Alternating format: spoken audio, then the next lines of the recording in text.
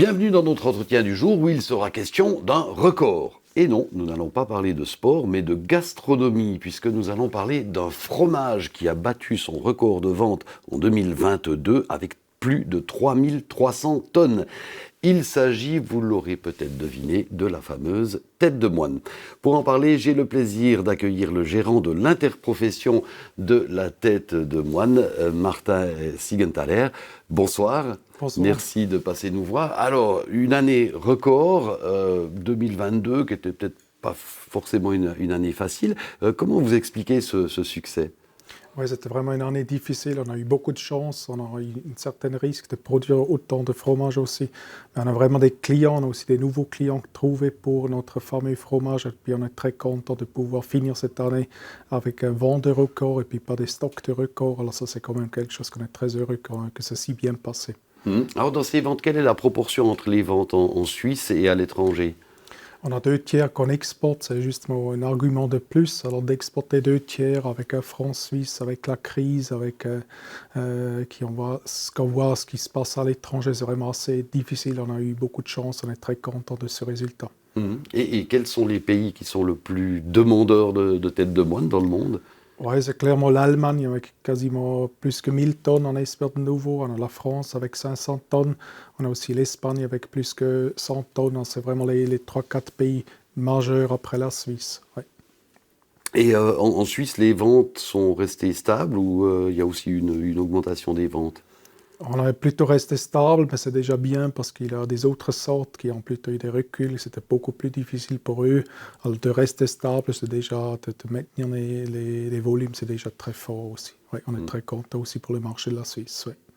Alors cette fameuse tête de moine, elle est protégée par une AOP. Vous devez produire ce fromage dans un territoire assez restreint finalement, entre le canton du Jura et le Jura bernois. Si vous continuez de vendre toujours plus, est-ce que vous arriverez à suivre ? Est-ce qu'il y a encore un potentiel de production ? Oui, on a encore du potentiel. On a fait une analyse dans la zone, c'est vrai, une partie du canton de Jura, une partie du canton de Jura bernois qui a le droit de produire. Ça doit être encore une zone de montagne et puis ça doit être du lait cru. Alors c'est beaucoup de qualité ou des exigences qui doivent être remplies, mais on y arrive. On a 50-60% du lait qui est transformé en tête de moine. Alors pour les prochaines années, on aurait encore du potentiel. On est optimiste pour ça. Et justement, vos fournisseurs de lait, il y en a peut-être de plus en plus, vu qu'il y a de plus en plus de têtes de moine. On entend souvent parler des problèmes de prix du lait, etc. Est-ce que c'est une bonne affaire que d'être fournisseur de lait pour les laiteries qui produisent la tête de moine ? On a 245 producteurs maintenant, ça veut dire on a 5 producteurs de plus depuis l'année passée. À mon avis, c'est plutôt une bonne affaire. On ne communique pas le prix du lait, mais c'est quand même un des meilleurs prix de la Suisse qu'on puisse payer. Mais comme je disais avant, la zone de montagne et la sécheresse qu'on a eue l'année passée, les coûts ont aussi augmenté pour les producteurs de lait. Puis on a aussi dû augmenter le prix de fromage l'année passée. Je pense c'était nécessaire, c'était bien, mais je pense qu'on a un bon prix. On pourrait toujours augmenter le prix, mais c'est toujours aussi à voir est-ce que le consommateur il est prêt à payer ce prix qu'on souhaite. Et alors, les fournisseurs de lait, comment est-ce qu'ils se sont débrouillés cet été ? C'était quand même la sécheresse. Et normalement, les vaches qui produisent du lait pour la tête de moine, elles doivent brouter de l'herbe. Comment ils ont fait pour trouver assez d'herbe ? Oui, c'était vraiment très difficile. Certains même déjà du fourrage et du foin qui étaient prévus pour l'hiver. Ça, c'est vraiment quelque chose exceptionnellement. On espère que ça donnera une meilleure année cette année. Et puis certains, on a une limitation quand même. 70% du fourrage doit venir de l'exploitation et puis 30%. Et puis certains ont profité de ces 30% d'achat de fourrage. Mais il faut aussi dire que c'était partout sec. Alors c'est aussi les autres qui cherchaient du fourrage. Alors c'est aussi les prix du fourrage qui ont augmenté. C'était pas si facile. Et puis certains ont aussi baissé un peu vers la fin d'année la production parce que les prix de viande étaient aussi assez élevés. C'est aussi la décision, est-ce qu'on produit du lait ou est-ce qu'on produit plutôt la viande.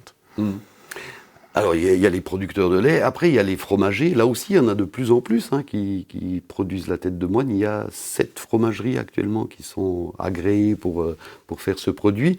De nouveau, là, est-ce que vous n'avez pas des soucis de qualité ? Comment est-ce que vous faites pour suivre la qualité de chaque tête de moine qui sort de ces filières ?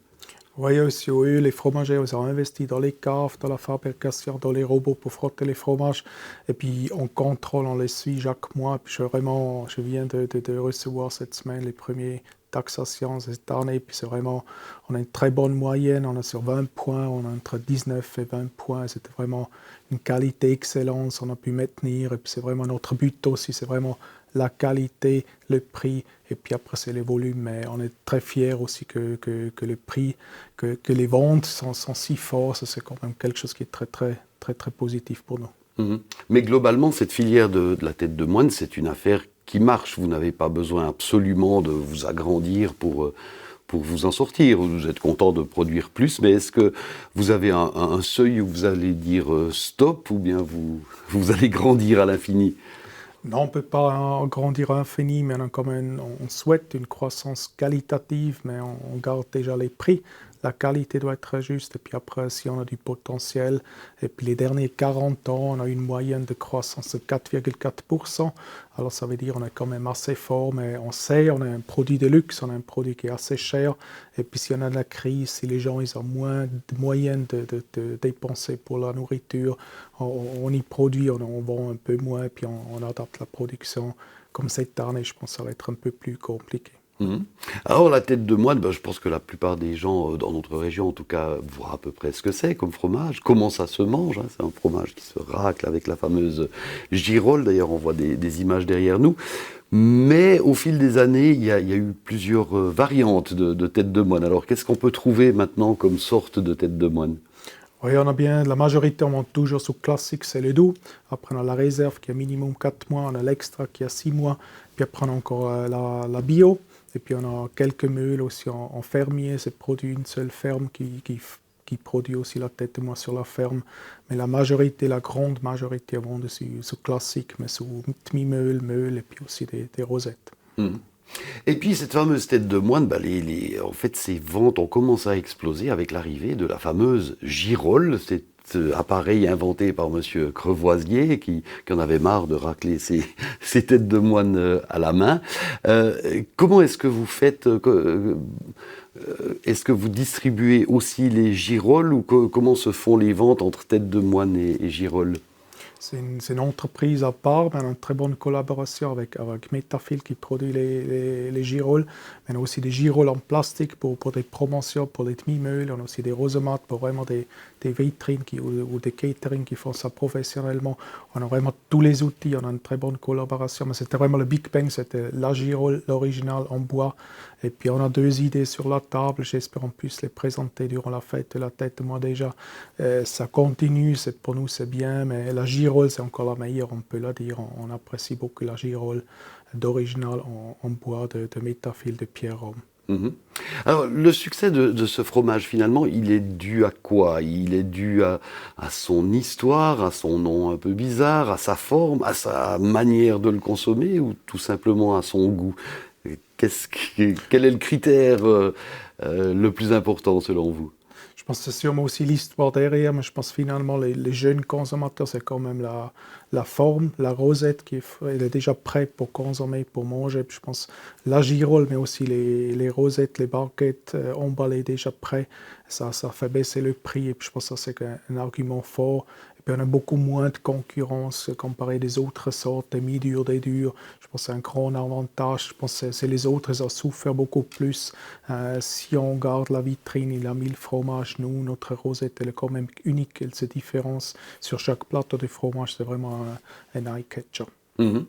Alors vous êtes protégé par une AOP, mais justement dans le monde du fromage, est-ce qu'il y a des gens qui font quelque chose de similaire à la tête de moine? Est-ce que vous êtes copié? Oui, toujours, tout le monde qui a du succès, on essaie de copier. On a aussi des copies, on a aussi un avocat qui est derrière. C'est clair, mais aussi la forme 3D qui est protégée, ce qui nous aide beaucoup. Et puis ça, c'est un grand avantage. Mais on a vraiment des cas en Espagne, en France.